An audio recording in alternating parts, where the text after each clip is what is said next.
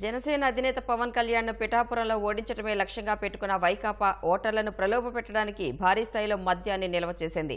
ఇందుకు తమ పార్టీకి చెందిన నాయకులు, కార్యకర్తల నివాసాలను ఎంచుకుంటోంది.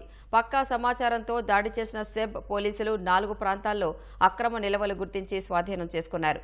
గెలవలేమని తెలిసే వైకాపా ఇలాంటి కుట్రలకు పాల్పడుతోందని జనసేన, తెలుగుదేశం నేతలు ధ్వజమెత్తారు. జనసేన అధినేత పవన్ కళ్యాణ్ పోటీ చేస్తున్న కాకినాడ జిల్లా పిఠాపురంలో సుమారు 80 లక్షల రూపాయల విలువైన మద్యాన్ని సెబ్ పోలీసు అధికారులు సంయుక్తంగా దాడి చేసి స్వాధీనం చేసుకున్నారు. కళ్లు బైర్లు కమ్మే రీతిలో నిల్వ ఉన్న మద్యం బాక్సుని చూసి అధికారులు నివ్వెరబోయారు. పిఠాపురంలో పవన్ కళ్యాణ్ను ఎలాగైనా ఓడించేందుకు వైకాపా ఏ స్థాయిలో మద్యాన్ని ఇక్కడికి దింపుతోందో చెప్పేందుకు తాజా ఉదంతమే నిదర్శనం. పిఠాపురం పట్టణంతో పాటు మండలంలో అక్రమ మద్యం నిల్వలు ఉన్నట్లు సమాచారం అందుకున్న సెబ్ అధికారులు, పోలీసులు ఏకకాలంలో దాడులు నిర్వహించారు. జగ్గయ్య చెరువుకు చెందిన వట్టూరి సతీష్ కుమార్ ఇంట్లో 250 బాక్సులు, సాలిపేటలోని అంబటి వీరవెంకట సత్యనారాయణ మూర్తి వద్ద 260, వైఎస్ఆర్ గార్డెన్స్ కాలనీలోని ఓ ఇంట్లో 290 బాక్సులు, కుమారపురంలోని వేమగిర సువార్తమ్మ నివాసంలో 215 బాక్సులు, మొత్తం 1015 బాక్సులు గుర్తించారు. ఒక్కో బాక్సులో 48 చొప్పున మొత్తంగా 48,720 మద్యం సీసాలో ఒక్కొక్కటి 250 మిల్లీలీటర్లు ఉన్నట్లు అధికారులు గుర్తించారు.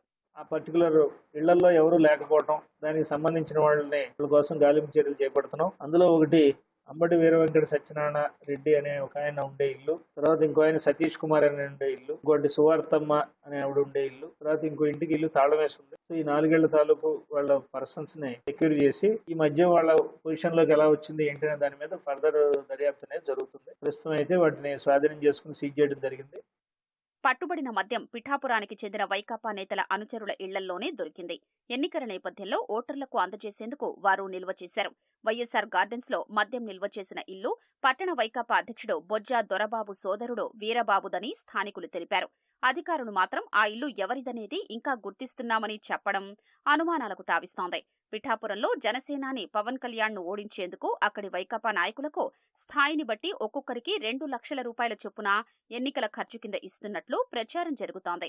ఈ నియోజకవర్గంలో 4 కోట్ల రూపాయల విలువైన మద్యం నిల్వలు ఉన్నట్లు తెలుస్తోంది. అయితే పట్టుబడిన మద్యం వైకాపాకు చెందిన ఓ అగ్రనేత కంపెనీలో తయారైనట్లు తెలుస్తోంది. పంపిణీ చేసేందుకు తెచ్చిన ఈ మద్యం నాసిరకానికి చెందినదన్న అనుమానాలు వ్యక్తమవుతున్నాయి.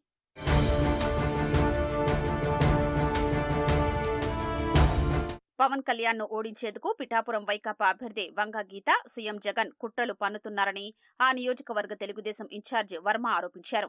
నియోజకవర్గంలోని అనేక ప్రాంతాల్లో మద్యం నిల్వలు ఉన్నాయన్నారు. ఓటర్లకు డబ్బులు పంచేందుకు పెద్ద సంఖ్యలో నగదు పిఠాపురం చేరుతోందని ఆయన తెలిపారు.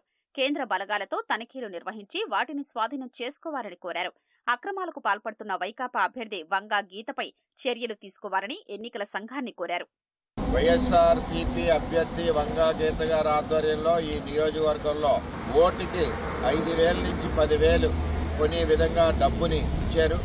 అదేవిధంగా 4-5 లారీలు మందు ఈ నియోజకవర్గంలో దిగింది. ఇక్కడే కాదు, చాలా చోట్ల గెస్ట్ హౌసుల్లోని, పొలాల్లోని, అలాగే రొయ్యల చెరువులు ఇక్కడ ఏదైతే ఉన్నాయో కొత్తపల్లి మండలం అక్కడ ఈ లిక్కర్ అంతా కూడా దాచి ఉంచారు. వంగా గీత గారు గెలవలేక ఓటమి కళ్ల ముందు కనబడుతుంటే మందు డబ్బుతో పవన్ కళ్యాణ్ గారిని ఓడించాలని జగన్మోహన్ రెడ్డి వీరందరూ కూడా కుతంత్రం పండి ఈరోజు పిఠాపురం అంతా మందు ఉంది, పిఠాపురం నిండా డబ్బు కూడా ఉంది.